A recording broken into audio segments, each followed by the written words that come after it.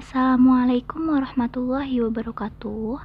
Nama saya Fitri Wahyuni Ananda dari Prodi Teknik Informatika Reguler A, ingin mempresentasikan tentang Pancasila Pasca Kemerdekaan dengan judul Penerapan Pancasila dari Masa ke Masa, mulai dari Orde Lama hingga Reformasi. Di pidato terakhir Bung Karno mengandung judul Jangan Sekali-kali Meninggalkan Sejarah. Pancasila merupakan ideologi bangsa Indonesia, menjadi acuan hidup di setiap sendi-sendi kehidupan masyarakat Indonesia. Pancasila lahir sejak 1 Juni 1945 atas pemikiran panjang Insinyur Soekarno beserta seluruh anggota BPUPKI. Dalam pelaksanaannya, Pancasila sebagai ideologi kehidupan bangsa Indonesia tentu tidak selalu berjalan mulus. Banyak ditemukan kendala hingga penyelewengan dalam penerapannya dari masa ke masa. Selama 75 tahun, Indonesia mendeklarasikan kemerdekaannya. Terdapat 3 masa inti yang telah Indonesia melewati, yakni masa Orde Lama, masa Orde Baru, dan masa Orde Reformasi. Hingga saat ini, berikut akan dijelaskan penerapan nilai-nilai Pancasila dari masa ke masa.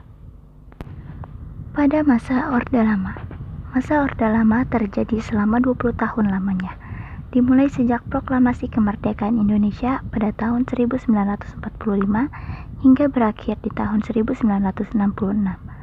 Dalam masa Orde Lama ini terdiri atas 3 periode penerapan Pancasila, tahun 1945 sampai 1950, pada tahun 1950 sampai 1959, pada tahun 1956 sampai 1965. Pada tahun 1945 sampai 1950, pada awal-awal kemerdekaan, terdapat beberapa oknum yang sengaja ingin mengubah ideologi Pancasila sebagai dasar hidup bangsa Indonesia melalui beberapa pemberontakan. Salah satunya adalah pemberontakan Darul Islam atau Tentara Islam Indonesia yang dipimpin oleh Sekar Maji Marijan Kartosuwiryo. Ia membentuk NII. Tujuan utama didirikannya Negara Islam Indonesia adalah untuk mengganti Pancasila sebagai dasar negara dengan syariat Islam. Namun akhirnya usaha penggantian tersebut dapat digagalkan. Pada tahun 1950 sampai 1959, masa Orde Baru terjadi pada tahun 1955 hingga 1960. Pada periode ini, dasar negara tetap Pancasila. Akan tetapi penerapannya lebih diarahkan kepada ideologi liberal. Hal tersebut dapat dilihat dalam penerapan sila keempat yang tidak lagi berjiwakan musyawarah mufakat, melainkan menggunakan suara perbanyak, voting.